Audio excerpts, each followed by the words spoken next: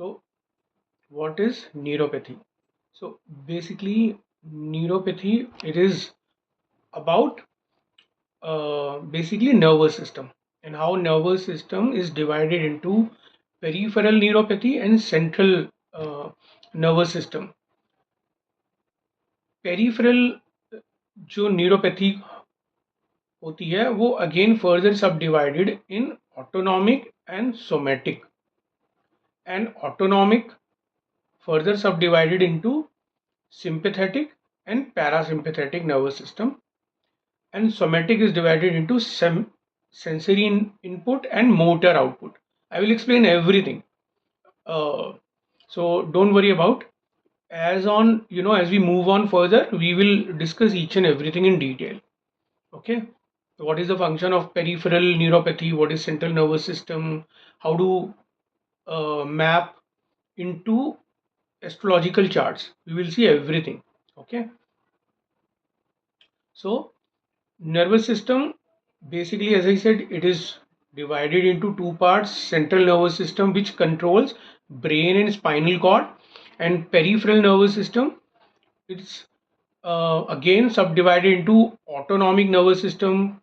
Okay, which works in terms of how the communication happens within internal organ and glands, whereas somatic nervous system communicates with sense organs and voluntary muscles. And autonomic nervous system is again subdivided into sympathetic and parasympathetic nervous system. And somatic is divided into sensory nervous system or sensory input, or second one is motor nervous system, which we also say motor output. So parasympathetic nervous system, and what is sympathetic nervous system? So parasympathetic nervous system, when we talk about parasympathetic nervous system, it is about rest and digest. And when we talk about sympathetic nervous system, it is about flight and fight. So what is the meaning of flight and fight? So when our sympathetic nervous system gets activated, it triggers flight and flight mode. Flight and fight mode का मतलब क्या है कि suppose आपने कोई problem encounter करी, कोई आपको किसी भी तरीके की प्रॉब्लम हो सकती है, सामने आपको दिखा कि कोई कोई खतरा आ गया, कोई आपके सामने कार आ गई, ठीक है, या आपको कोई प्रॉब्लम आ गई लाइफ में, तो एकदम से flight and fight mode trigger हो जाएगा. तो ये basically flight and fight mode बहुत सारी प्रॉब्लम क्रिएट करता है, जिसको हम सिंपैथेटिक नर्वस सिस्टम बोलते हैं. मतलब किस तरीके से बॉडी में आपकी कौन सा ऑर्गन, उसकी फंक्शनिंग कैसी होगी, वो डिस्टर्ब हो जाती है. किस चाहे वो आंखों का डायलेशन होना हो, ठीक है, हमारा जो आप जिसको हम रेटिना बोलते हैं, ठीक है, इसका डायलेशन होना हो, चाहे हमारे और ऑर्गन है, हार्ट रेट हमारा बढ़ना हो, ये सब सिंपैथेटिक नर्वस सिस्टम इसको ट्रिगर कर देता है. जैसे ही फ्लाइट एंड फाइट मोड में, जैसे ही कोई हम प्रॉब्लम, टेंशन या स्ट्रेस में आते हैं, तो flight and fight mode of, ये जो है एकदम से ट्रिगर हो जाता है, जो कि अच्छा नहीं माना जाता. रेस्ट एंड डाइजेस्ट, जिसको कि हम बोलते हैं पैरासिम्पैथेटिक नर्वस सिस्टम, हमेशा बोला जाता है कि हमेशा हमारा पैरासिम्पैथेटिक नर्वस सिस्टम सिंक में होना चाहिए, मतलब ये काम करना चाहिए. अगर प्रॉपर डाइजेशन हो, every organ is working as it should work, तो हम बोलते हैं रेस्ट एंड डाइजेस्ट मोड में जो है हमारा बॉडी काम कर रही है. ठीक है, तो जब हम फ्लाइट एंड फाइट मोड की बात करेंगे, तो जो स्टमक की एक्टिविटी होंगी वो इनहिबिट हो जाएंगी, चाहे वो डाइजेशन रिलेटेड हो, या लीवर से कोई एंजाइम का सिक्रीशन होना हो, वो डिस्टर्ब होगा. बहुत सारी प्रॉब्लम बेसिकली होंगी जब हम फ्लाइट एंड फाइट मोड में, जैसी बॉडी ट्रिगर होती है. ठीक है, तो बेसिकली क्या है कि 1 सेकेंड. अब सिंपैथेटिक और पैरासिम्पैथेटिक नर्वस सिस्टम ये पार्ट है ऑटोनॉमिक नर्वस सिस्टम के। दोनों का काम एकदम ऑपोजिट होता है, ठीक है। और उस अनुसार, और according to what is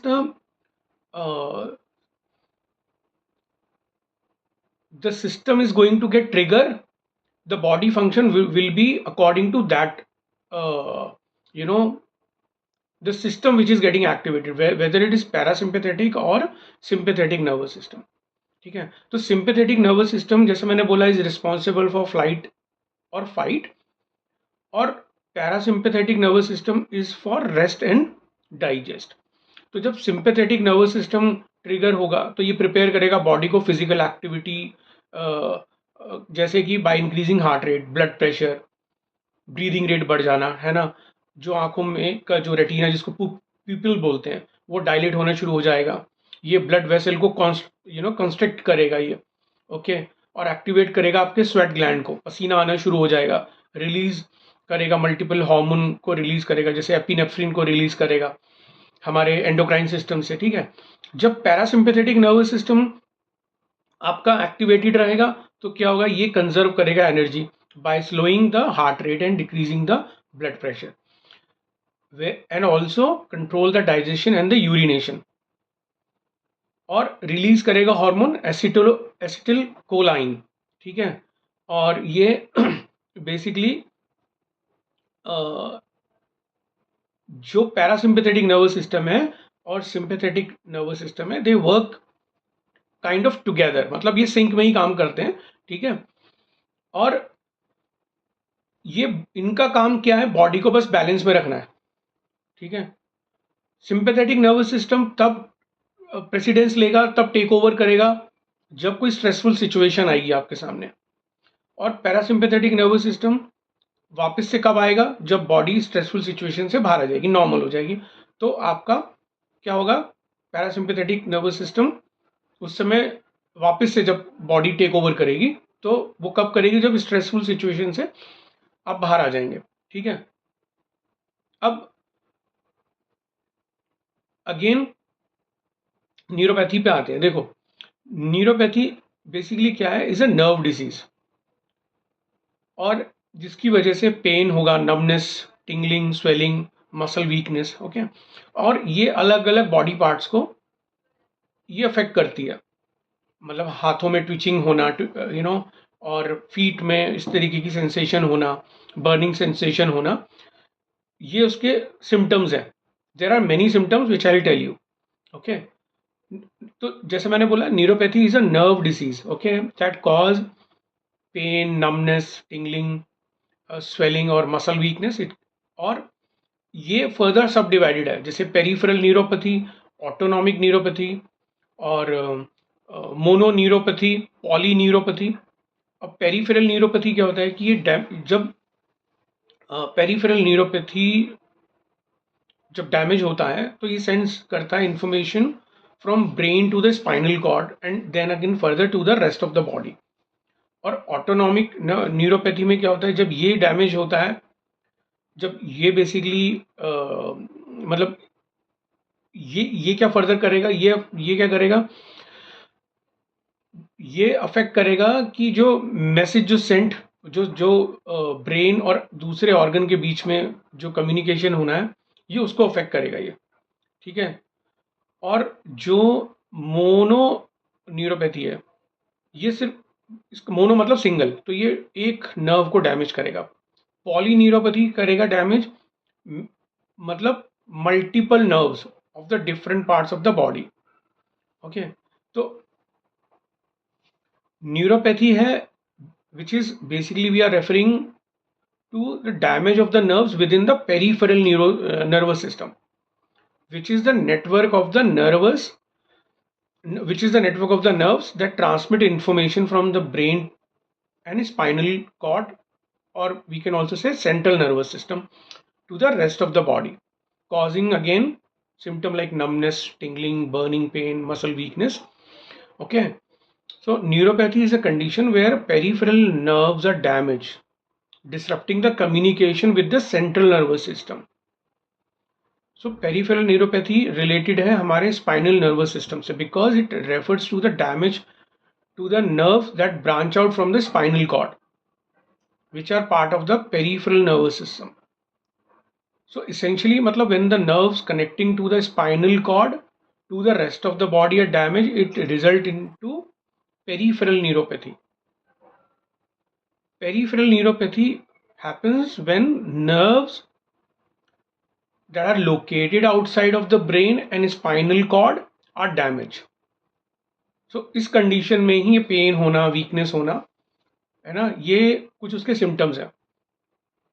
That can also affect the other part of the body और body function like digestion और urination में भी प्रॉब्लम क्रिएट कर सकता है. Peripheral neuropathy, peripheral nervous system, what it does, it sends information from the brain and spinal cord, जिसको हम central nervous system भी बोलते हैं, and then it sends information to the rest of the body through motor nerve. We will talk about that also. Okay, so peripheral nerves also sends sensory information to the central nervous system through sensory nerve. So every nerve in the peripheral system has a specific job. So the symptoms depend on the type of nerves affected. तो कितने तरीके की nerve होती हैं? Sensory nerve, motor nerve और autonomic nerve. Sensory nerve that receive sensations such as temperature, pain, vibration or touch from the skin. Motor nerve क्या करेगा? That control the muscle movement, means as in your normal walk, okay, shirt के button लगाना और cycling करना, ठीक है, अपना balance maintain करना. तो बेसिकली नॉर्मल जो हमारे मसल मूवमेंट्स होते हैं उसको मोटर नर्व कंट्रोल करती है. ठीक है. Autonomic nerve that control the function such as blood pressure और sweating, heart rate, digestion and bladder function. Okay. और व्हाट कॉजेज न्यूरोपैथिक पेन? तो एल्कोहल ज़्यादा लेने से, डायबिटीज़ की प्रॉब्लम होने से और सेंट्रल नर्वस सिस्टम का डिसऑर्डर होने से, जैसे स्ट्रोक होना, Parkinson disease, multiple sclerosis. Okay. और कोई अगर किसी तरह की कीमोथेरेपी ले रहा है, कीमोथेरेपी ड्रग, आईवी ड्रिप्स ले रहा है, तो भी ये प्रॉब्लम होती है. स्पाइनल नर्व में कंप्रेशन हो रहा है, इन्फ्लेमेशन होना, विटामिन B12, B6 की डेफिशिएंसी होना, इस पे भी हम डिटेल में बात आगे करेंगे. स्पाइनल नर्व और इन सब पे भी हम आगे बात करेंगे. ठीक है. It is just an introduction. We will doing a great discussion in detail जब हमारे पास, और जब हम चार्ट्स देखेंगे तो ये मैं सब आपको एग्जैक्टली बताऊंगा इसको कैसे कनेक्ट करते हैं, कि ये प्रॉब्लम कैसे है, इसको कैसे देखते हैं और इसको कनेक्ट कैसे करते हैं, वो मैं सब बताऊंगा. ठीक है. तो कॉजेज ऑफ न्यूरोपैथी क्या हुआ? डायबिटीज़ है, विटामिन डेफिशिएंसी है, एक्सपोजर टू टॉक्सिन्स, इन्फेक्शन है किसी तरीके का हो गया, है ना, कोई दवाई, कोई मेडिसिन का कोई रिएक्शन है, कोई ऑटोइम्यून डिसऑर्डर है ना, कोई इनहेरिट कंडीशन है, और अर्थराइटिस है, जो ऑटोइम्यून में एक one of the condition is arthritis, वो भी एक प्रॉब्लम क्रिएट कर सकती है न्यूरोपैथी में. तो न्यूरोपैथी से हम मतलब कहाँ कहाँ पे कौन कौन सी प्रॉब्लम हो सकती है? बैक पेन, सियाटिका नर्व की, सर्वाइकल, स्पॉन्डिलाइटिस, स्लिप डिस्क की, स्पाइनल कॉर्ड की इंजरी होना. ठीक है. तो ये सब कनेक्टेड है न्यूरोपैथी से. फिर उससे फर्दर क्या होगा? आपको वर्टिगो, डिजीनेस, माइग्रेन और वटाइगो की प्रॉब्लम आती है. ठीक है. बी शूट अप या लो डिपेंड करता है, वो भी इससे कनेक्टेड होता है. ठीक है. और जनरली आयुर्वेद में इसको वात रोग बोला जाता है, कि अगर इस तरीके की कोई प्रॉब्लम होगी तो बोला जाता है कि भाई वात जो है ना वो इम्बैलेंस हो गया. तो वात, कफ, पित्त में वात को इससे कनेक्टेड करके देखा जा सकता है. ठीक है. और न्यूरोपैथी की जो जो स्टडी है बेसिकली इसको न्यूरोलॉजी बोलते हैं. ठीक है. तो न्यूरोपैथिक पेन अगर किसी को होगा तो it is a nerve pain that can happen if your nervous system और peripheral system it malfunction और gets damage, right. So neuropathy में it is a, how do we define? It is a nerve dysfunction. It can be caused by a variety of conditions including diabetes, nutrition deficiency होना, auto immunity होना। Okay, तो इससे क्या क्या symptoms होंगे? Pins and needling जैसा sensation होगा हाथों में, हाथों की उंगलियों में, पैरों में, वीकनेस, बर्निंग और टिंगलिंग होना, बैलेंस करने में दिक्कत होगी। ठीक है, और तो इसकी जो कैटेगराइजेशन है, मैंने जैसे बताया 3 तरीके की होती है ना। पेरिफेरल न्यूरोपैथी जो है वो इफ़ेक्ट करेगी फीट, लेग्स, आर्म्स और हैंड्स को। और जो ऑटोनॉमिक न्यूरोपैथी होगी वो इम्पैक्ट करेगी कि जैसे कि डाइजेस्टिव सिस्टम जैसे। और जो लंबर रूट न्यूरोपैथी होती है वो लेग, बैक और चेस्ट वॉल को इम्पैक्ट करेगी वो। ठीक है, अब जो इसके कॉमन सिम्टम्स हो सकते हैं, ठीक है, जब डैमेज होगा पेरिफेरल नर्व को तो उससे क्या होगा? नमनेस और वीकनेस और पेन आएगा। तो क्या होगा? सिम्टम्स क्या होंगे? A person will lose his sleep. अगर ये प्रॉब्लम डायबिटीज़ या कोई और इंजरी और इन्फेक्शन की वजह से, एक्सपोजर टू टॉक्सिन्स है, तो जैसे स्लीप की प्रॉब्लम है, इंसोम्निया की है, बैलेंस करने में उसे प्रॉब्लम होगी, है ना। और डिफ़िकल्ट, उसको उसको डिफ़िकल्टी होगी स्टेयर्स को चढ़ने में, उतरने में। किसी भी तरीके की सेंसिटिविटी होगी उसको टच में, पिन पिन और निडलिंग जैसी में। ठीक है, तो और पेरिफेरल जो न्यूरोपैथी होता है बेसिकली, ठीक है, उसमें मसल वीकनेस में क्या होगा कि आप जो जो जातक होगा, क्लाइंट होगा, उसको ग्लास उठाने में बहुत दिक्कत होगी। जैसे पानी का भरा हुआ ग्लास है तो उसे उठाने में दिक्कत होगी। तो हैंड्स का मूव यानी उंगलियों का मूवमेंट बहुत मुश्किल हो जाएगा, नमनेस होगी, है ना। और ये भी हो सकता है कि हाथ जो है ना, किसी भी तरीके की जो है, they do not feel the heat of the flame. तो ये भी इसका एक वन ऑफ द सिम्टम्स। अब सिम्टम की जैसे मैंने बताया ना कि पेरिफेरल न्यूरोपैथी के जो सिम्टम्स होंगे ऑन द पेरिफेरल नर्व, तो वो क्या क्या हो सकता है? वो सेंसरी नर्व डैमेज होगी, तो पेन फ्रॉम अगर कोई लाइट टच भी करेगा तो भी उसको पेन होगा, नमनेस होगी, बर्निंग होगी, टिंगलिंग, बैलेंस प्रॉब्लम और अनयूजुअल सेंसेशन। और मोटर नर्व डैमेज होगा तो उसे मसल क्रैम्प, ट्विचिंग, ठीक है, और रिफ्लेक्सेस की जो एबनॉर्मेलिटी होती है वो नहीं पता चलेगा उसे। ऑटोनॉमिक नर्व डैमेज होगा तो एक्सेसिव स्वेटिंग आना, हीट इंटॉलरेंस, और क्या बोलते हैं, इरेक्टाइल डिस्फंक्शन जैसी कोई प्रॉब्लम होना। तो इस तरीके की प्रॉब्लम हो सकती है। ठीक है, अगर देखो, हम क्यों मेडिकल एस्ट्रोलॉजी में, अगर हम मेडिकल साइंस नहीं पढ़ेंगे तो हम एस्ट्रोलॉजी नहीं कर सकते। क्योंकि जब ये चीज़ें, ये वोकेबलरी, ये वर्टी जो इसका वर्बैटिम है, जब कोई क्लाइंट आपसे शेयर करेगा, बताएगा, तो अगर आपको वो समझ में ही नहीं आएगा तो कैसे कुंडली देखोगे? और सबसे बड़ा कारण कि कोई भी कुंडली में किसी भी प्रॉब्लम को देखने के लिए मेडिकल साइंस का जानना बहुत ज़रूरी है। वरना सिर्फ और सिर्फ आप एक तुक्का लगाएंगे और आप रूट कॉज तक नहीं पहुंच पाएंगे। बट अगर जिस तरीके से मैं आपको पढ़ाता हूँ, मैं बताता हूँ, तो हमको कैसे रूट कॉज पकड़ना है और हमको उस रूट कॉज से बचाना है। रूट कॉज खुद से कुंडली पकड़ने के बाद उसको प्रॉब्लम बताना है कि ये कारण है। हम कुंडली देखने से फ़ायदा ये है कि हम उसको कारण जो है उसको कंफर्म कर सकते हैं और बता सकते हैं कि भी ये है। और बहुत हद तक संभव उसको उपाय भी दे सकते हैं, बहुत हद तक उसको एक आइडिया भी दे सकते हैं।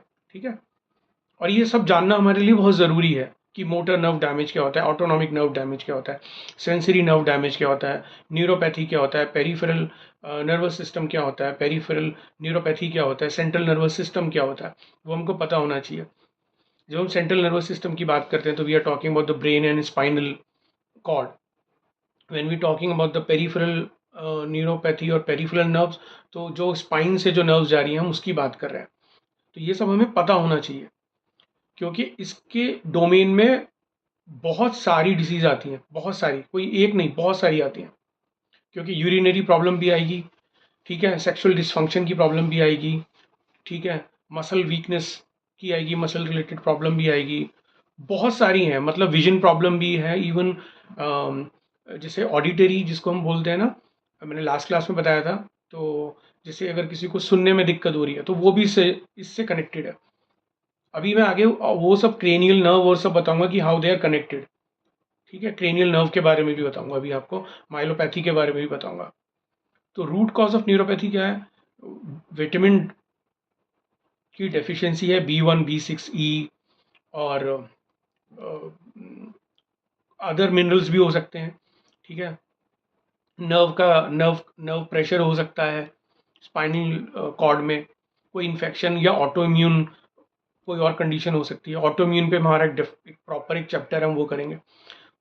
विटामिन डी की डेफिशिएंसी हो सकती है, विटामिन B12 की डेफिशिएंसी हो सकती है, डायबिटिक प्रॉब्लम हो सकती है, इंसुलिन रेजिस्टेंस हो सकता है।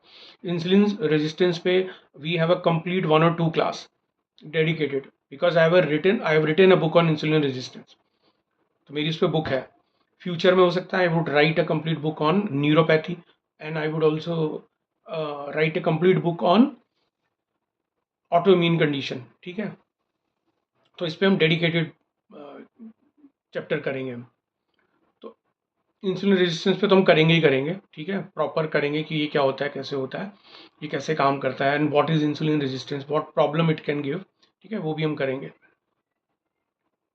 तो अगर किसी को बेसिकली न्यूरोपैथी की प्रॉब्लम है, ठीक है, हमने हमने डायग्नोस कर लिया कि ये न्यूरोपैथी की प्रॉब्लम है, तो न्यूरोपैथी में फर्दर अगेन वो हमको समझना है कि वो क्यों है। बहुत सारे हमको चीज़ें समझनी पड़ेंगी। नर्व प्रेशर है, डिस्क बल्ज हो रहा है स्पाइनल कॉर्ड में, स्लिप डिस्क की प्रॉब्लम तो नहीं है। ठीक है, तो बेसिकली अब जब हम क्लाइंट आपको बोले कि बल्जिंग डिस्क की कोई कंडीशन है, तो उसमें क्या होता है कि इनर पोर्शन है डिस्क का, या वो प्रोट्रूडेड हो जाए आउटर वॉल से डिस्क की स्पाइनल कॉर्ड में, तो यहाँ पे ये कंडीशन जब होगी तो कहीं ना कहीं वहाँ पे स्लिप डिस्क की प्रॉब्लम हो सकती है, डिस्क प्रोलैप्स की हो सकती है, डिस्क हेरिनेशन की हो सकती है। ओके, जहाँ पे रूट जो होती है ना, बेसिकली जो नर्व की रूट है वो वहाँ से स्पाइनल कॉर्ड से जहाँ से निकल के आती है, वहाँ पे कंप्रेशन हो सकता है, किसी तरीके का इन्फ्लेमेशन हो सकता है। ठीक है, व तो वहीं पे अलग अलग मेडिकल टर्म है इसकी, जैसे डिस्क बल्जिंग है, ठीक है, हेरिनेटेड डिस्क है। So these are medical term, ये आपको पता होने चाहिए।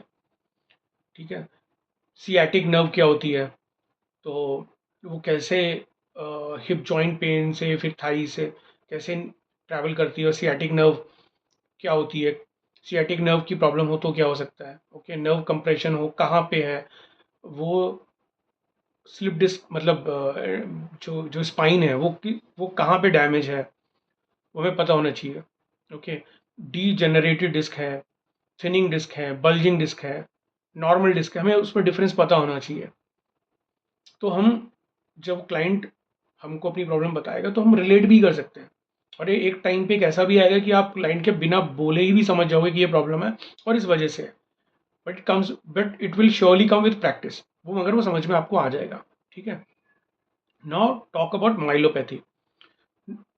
अब माइलोपैथी क्या होता है? Myelopathy refers to the damage to the spinal cord, जबकि न्यूरोपैथी क्या था, refers to the damage to the peripheral nerves throughout the body. It means myelopathy affect the central nervous system, while neuropathy affect the nerves further away from the brain and the spinal cord. So myelopathy, it's like a impact the highway of the nerve, while neuropathy affect the side road. Okay, so myelopathy में basically it is related with the injury to the spinal cord. तो spinal cord में हमको पता होना चाहिए कि cervical जो vertebrae होती है वो वहाँ पे C1 से लेके C8 तक, फिर थोरेसिक वर्टेब्रे होती है T1 से लेके T12 तक। ठीक है, फिर उसके बाद L1 L2 L3 L4 L5 L5 तक, फिर लंबर वर्टेब्रे होता है। ये हमको पता होना चाहिए, क्योंकि कई बार क्लाइंट बोलेगा कि मेरी MRI रिपोर्ट में या CT स्कैन में ऐसा निकल के आया है या एक्सरे में ऐसा आया है, तो आपको कैसे पता चलेगा वो क्या बोल रहे हैं? तो अगर वो नहीं पता होगा तो फिर क्या ही देखोगे आप, है ना? मेडिकल एस्ट्रोलॉजी का पर्पज़ यही है ना, आपको मेडिकल साइंस आना चाहिए। ओके, फिर लंबर वर्टाब्रे से नीचे सेक्रल वर्टाब्रे होता है, उसका क्या काम है वहाँ पे? ये पूरी जो स्पाइनल कॉर्ड है, ये ब्रेन से लेके मतलब आपके टॉप बॉटम तक, वहां तक इसका काम है। कैसे ब्रेन से जो सिग्नल हर ऑर्गन में जा रहा है ना, ये यही हमारे स्पाइनल कॉर्ड का काम होता है। और हर एक का काम डिवाइडेड है। सर्वाइकल वर्टाब्रे, उसका एक जो जो काम है वो उसको गवर्न है कि भाई ये मुझे काम करना है। थोरेसिक वर्टाब्रे का काम है कि भाई मुझे ये काम करना है। उसके डोमेन में जो जो काम आएगा वो काम करेगा। ठीक है, तभी डॉक्टर पिन पॉइंट कर सकते हैं कि अच्छा इस एरिया में यहाँ पे ये प्रॉब्लम है, तो चलो ये हमें सजेशन या मेडिकली हमको ऐसे ट्रीट करना है। ठीक है, इसका पर्पज़ यही है बेसिकली।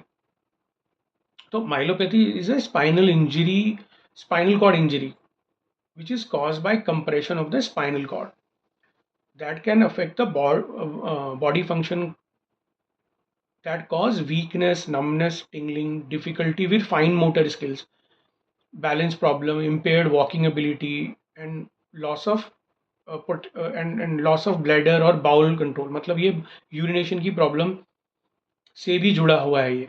ठीक है, तो depending upon the location of the compression, वो कंप्रेशन स्पाइनल कॉर्ड में कहाँ पे है, वो कंप्रेशन कहाँ पे है, वो उस पर्टिकुलर फिर बॉडी ऑर्गन को जहाँ से वो गवर्न कर रहा है, फिर उसको वो इफेक्ट करेगी। ओके, जहाँ से वो कम्युनिकेशन, मतलब वो जो होता है उस कम्युनिकेशन को डिसरप्ट करेगा between the brain and the affected body part. तो पहले ही मैं बता चुका हूँ, जैसे मोटर स्किल्स, हमारी मोटर स्किल्स क्या होती है, नॉर्मल हमारा जो फंक्शन है, वॉकिंग है ना, हैंड मूवमेंट्स है, इस तरीके के साइकिलिंग है, नॉर्मल उठना बैठने का जो भी काम कर रहे हैं, वो हमारा मोटर स्किल्स में आता है वो हमारा। ठीक है, और कैसे माइलोपैथी अफेक्ट्स बॉडीली फंक्शन, तो बेसिकली इसमें जो सेंसरी डिसरप्शन है वो देखने को मिलेगा, मोटर इम्पेयरमेंट देखने को मिलेगा, मोबिलिटी इशू मिलेगा, बाउल एंड ब्लैडर डिसफंक्शन मिलेगा, पेन मिलेगा। तो सेंसरी डिसरप्शन की बात करेंगे तो again it is related with to numbness, tingling और reduced sensation in the arm और hands, legs, feet, depending upon the spinal cord itself. Motor impairment, अगर इम्पेयरमेंट होगा तो वो muscle movement, difficulty with fine motor skills.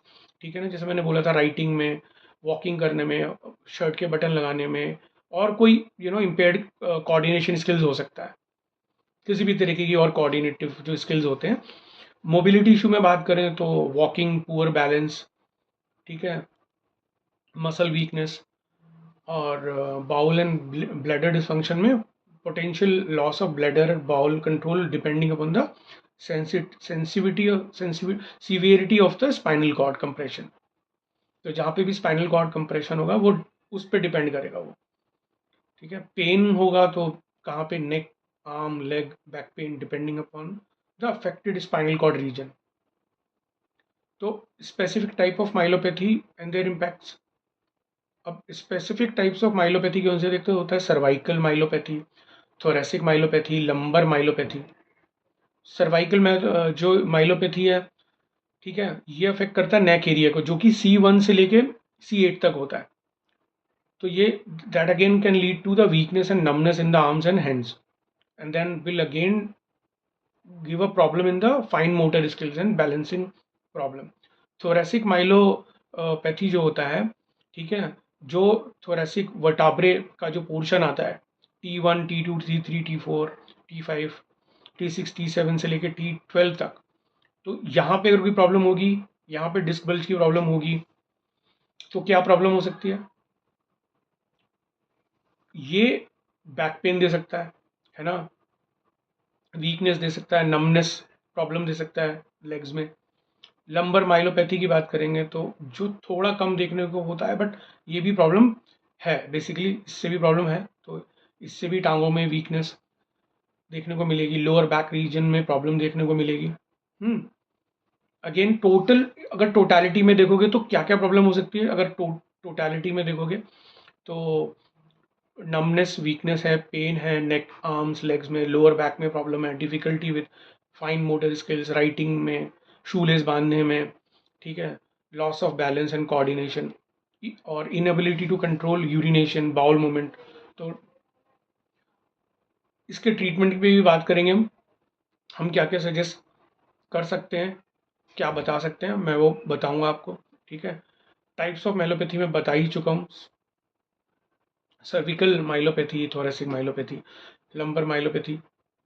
Okay, तो myelopathy क्या है? It is a condition that affect the muscle function and that can further impact the brain function primarily through its because it affects the mitochondria, which is the powerhouse of the cells, which are basically particularly important in energy demanding tissues like brain, where when mitochondrial function is when mitochondrial function is impaired in myopathy, it can lead to cognitive difficulty or seizure, movement disorder, dementia, इस तरीके की problem आएंगी जो हमने last 2 classes में हमने पढ़ा था। डिमेंशिया, पार्किंसन के बारे में, अल्जाइमर और ऑटिज्म इनके बारे में पढ़ा था, है ना? तो all kind of mitochondrial myopathy where the mitochondria are directly affected by genetic mutations. Key points. What are the key points about how myopathy can affect the brain function? Mitochondrial dysfunction and neurological symptom. So many myopathies, especially mitochondrial myopathies, directly damage the mitochondria, leading to the reduced energy production in brain cells, which can manifest as cognitive impairment, fatigue and difficulty with complex tasks. Neurological symptoms क्या हो सकते हैं? Depending upon the type of myopathy.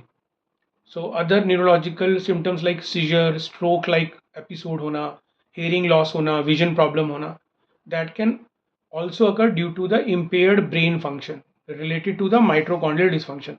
By the way, I have also written a book on mitochondrial dysfunction, complete book on medical science. Complete book as in not when I say medical science means it does not have a astrology part. Okay, तो इसके अंदर basically एक general idea दिया है what is mitochondrial dysfunction. तो if stroke occurs when there is an interruption to the blood supply to your brain, so that will cause your brain cell to start dying within few minutes. So like traumatic brain injury may occur due to severe sports injury, car accident, and if someone fall from the height और किसी तरीके का और accident होना, तो that will lead to confusion, concentration trouble, blurry vision, headache. So that all again problem related to neuropathy और a brain injury. ठीक है, तो अगर स्ट्रोक है, स्ट्रोक सिम्टम है, हालांकि इस पे हमारे प्रॉपर हम इस पे भी एक डिस्कशन करेंगे. ठीक है, तो अगर इस तरीके की प्रॉब्लम होगी तो यहाँ पर भी यही कंडीशंस होंगे. अगर इस तरीके का स्ट्रोक और स्ट्रोक के सिम्टम्स हैं तो क्या हो सकता है? जैसे कन्फ्यूजन होना, trouble while speaking, severe headache, vision तरीके का विजन ब्लर हो जाना, डिजीनेस होना. ठीक है, lack of balance and weakness. अब देखो स्पाइनल कॉर्ड में जैसे मैंने बताया ना कि सर्वाइकल जो नर्व होती है C1, C2, C3 and so on, तो ये कंट्रोल करते हैं your forward and backward and side head and neck movement. जो C2 नर्व है ये प्रोवाइड करती है sensation to the upper area of the body, upper area of your head. C3 जो है वो that gives a sensation to the side of your face and back of your head. Cervical nerve जो 4 है ये control करता है your upper upward shoulder motion, and it is also one of the nerve that control your diaphragm. C4 also provides sensation for parts of your neck, shoulder and upper arm. और जो C5 है, C5 nerve है, ये control करता है आपका muscle and shoulder and your biceps. C5 provides sensation to the upper part of your upper arm and down to your elbow. और जो सर्वाइकल 6 है मतलब nerve 6, it controls the extension muscle of your wrist and is involved in the control of your biceps. So ऐसे ही C5 जैसे C6 का बताया, C7 फिर C7 का है, C8 का है. सो हर एक का अपना एक फंक्शन है. तो ऑब्वियसली ये तो डॉक्टर थोड़ा अच्छे से इसको समझकर ही ट्रीटमेंट प्लान करते हैं और वो समझते हैं कि कहाँ पे इंजरी है, किस तरीके की है, ठीक है। बट हमको पता है तो अच्छी बात है, ठीक है। तो अगर अगर इंजरी हुई है लंबर स्पाइन एरिया में, तो उसके भी अलग अलग सिम्टम्स हो सकते हैं। बैक पेन हो सकता है, ठीक है। कंप्लीटली लॉस ऑफ मोबिलिटी हो सकती है, वीकनेस हो सकती है बैक और हिप और लेग में, नमनेस भी दे सकता है, टिंगलिंग सेंसेशन भी हो सकता है हिप थाई और लेग में, सियाटिका की प्रॉब्लम हो सकती है। तो इस तरीके की बेसिकली हमें प्रॉब्लम देखने को मिल सकती है, ठीक है। और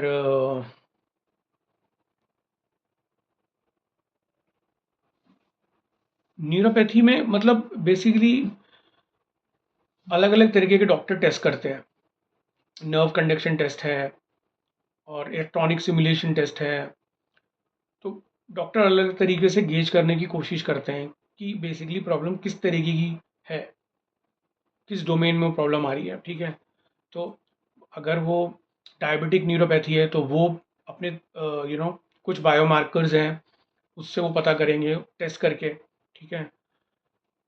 पेरिफेरल न्यूरोपैथी डायबिटिक न्यूरोपैथी है या डायबिटिक प्रॉक्सिमल न्यूरोपैथी है या डायबिटिक ऑटोनॉमिक न्यूरोपैथी है, डायबिटिक फोकल न्यूरोपैथी है। मतलब इसका जो बेसिकली जिसके बारे में हम जब बात करते हैं ना नॉलेज की, तो मतलब एंडलेस है। मतलब कितना भी हफ्ते पढ़ लो कम ही है, बहुत कुछ है इसके अंदर, इतना आसान नहीं है, ठीक है। तो डायबिटीज़ पे ऑब्वियसली हमारा एक सेपरेट चैप्टर है, वो हम करेंगे, तो हम डायबिटिक न्यूरोपैथी पे भी बात करेंगे, वापस से हम उस पे आएंगे, ठीक है। और जब डायबिटिक न्यूरोपैथी हो सकती है तो क्रेनियल नर्व होती है, जैसे 12 क्रेनियल नर्व होती हैं, तो उसमें तो तीसरी नर्व होती है, वो उसमें टोसिस कंडीशन हो जाती है, जिसमें आँख जो होती है आई उसकी, मतलब जो आईब्रो है, आई लैशेस वाला जो हम कह सकते हैं, वो बेसिकली जो है वो कहीं ना कहीं डिसफंक्शन हो जाता है। तो मैं अभी और समझाऊंगा उसको कि ये क्या होता है। और इसको एक और भी कंडीशन भी बताते हैं, फेशियल नर्व बेल्स पाल्सी भी एक कंडीशन होती है।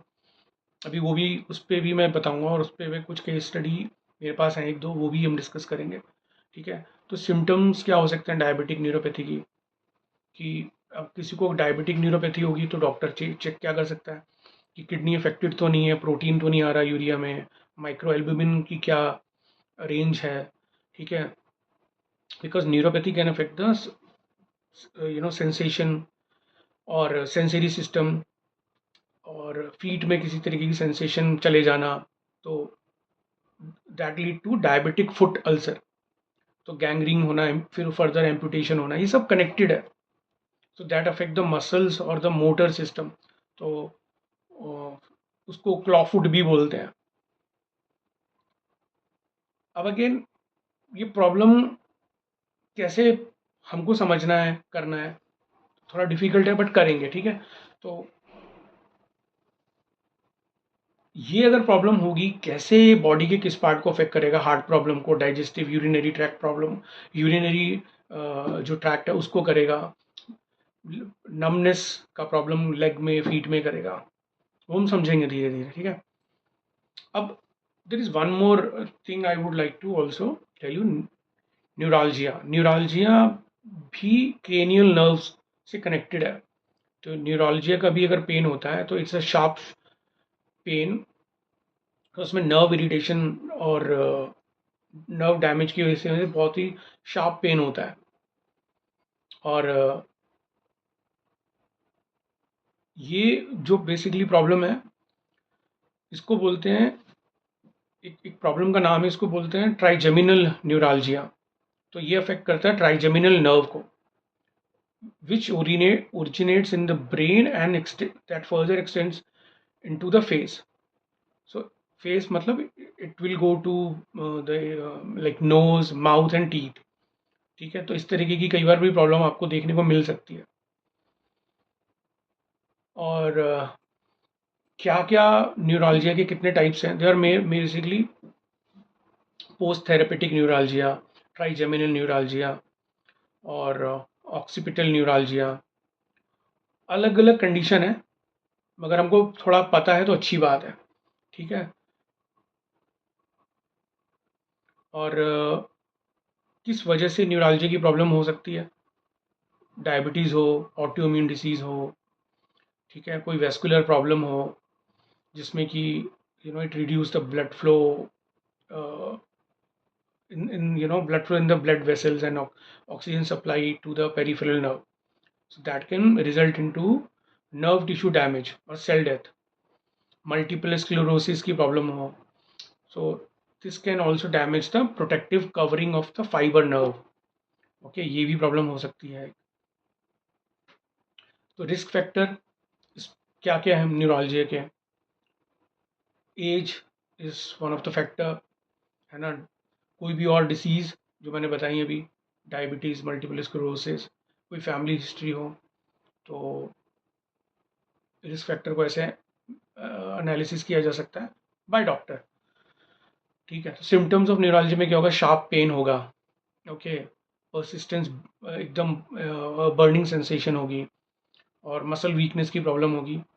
तो ये मतलब ऑफ कोर्स कौन बताएगा? डॉक्टर ही इसको करेगा, but again it is good to know इस तरीके की भी कोई प्रॉब्लम होती है।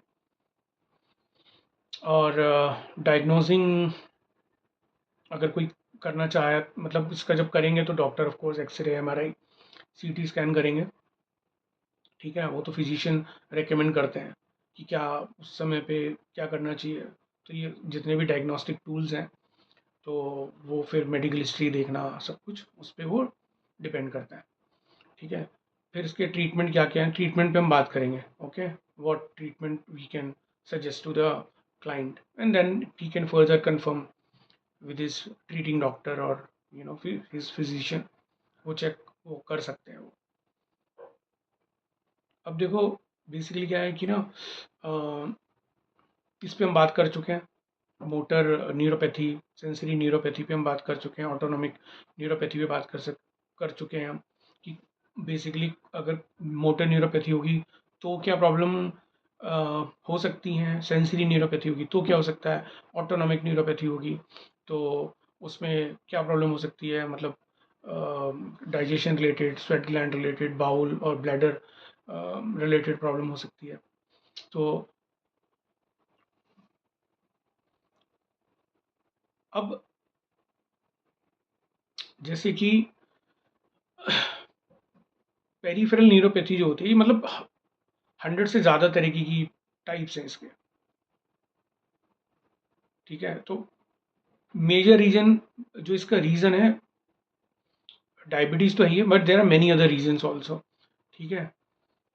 किसी भी वजह से हो सकता है, आपको कोई स्पोर्ट्स इंजरी है, यू आर ट्रैवलिंग, है ना, टू व्हीलर पे कर रहे हैं या बस में, कार में कोई जर्क आया, तो भी डिस्क डैमेज होने की वजह से इस तरीके की प्रॉब्लम हो सकती है। But there are many, okay, there is not only one problem.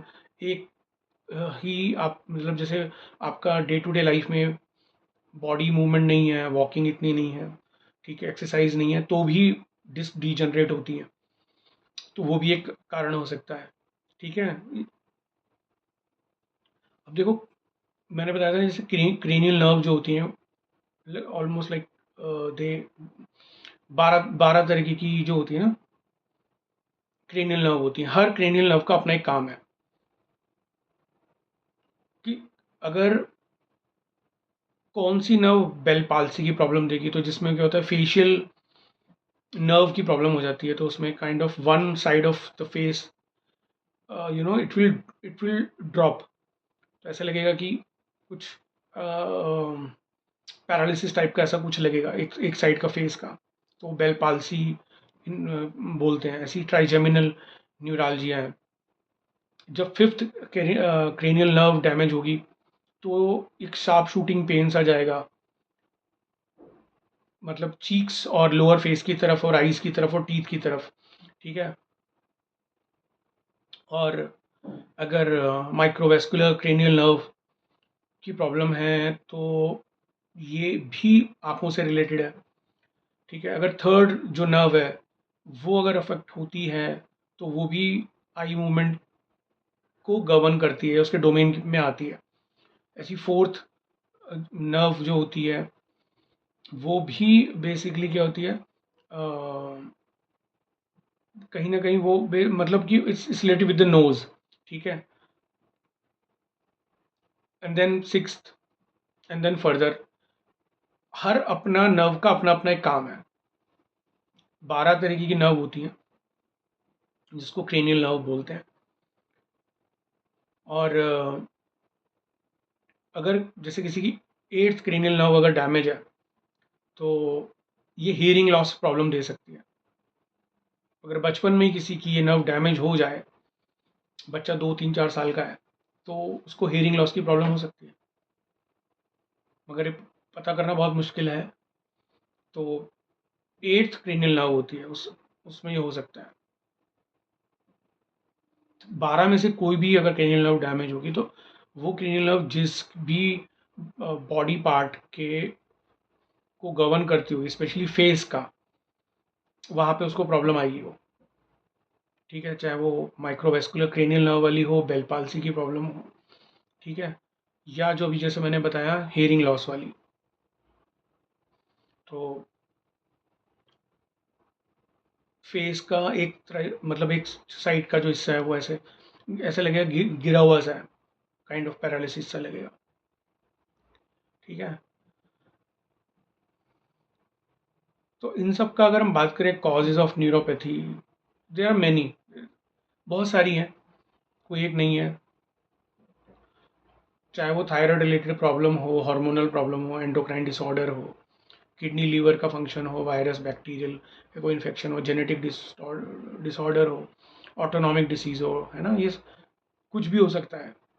Reason पता करना इट इज़ डिफ़िकल्ट, मेडिकली भी और एस्ट्रोलॉजिकली भी। तो course person has to go through a lot of test. और अब हम बात करते हैं होम्योपैथी का। कुछ मैं एग्जाम्पल देता हूँ कि होम्योपैथी में क्या क्या कर सकते हैं, ठीक है।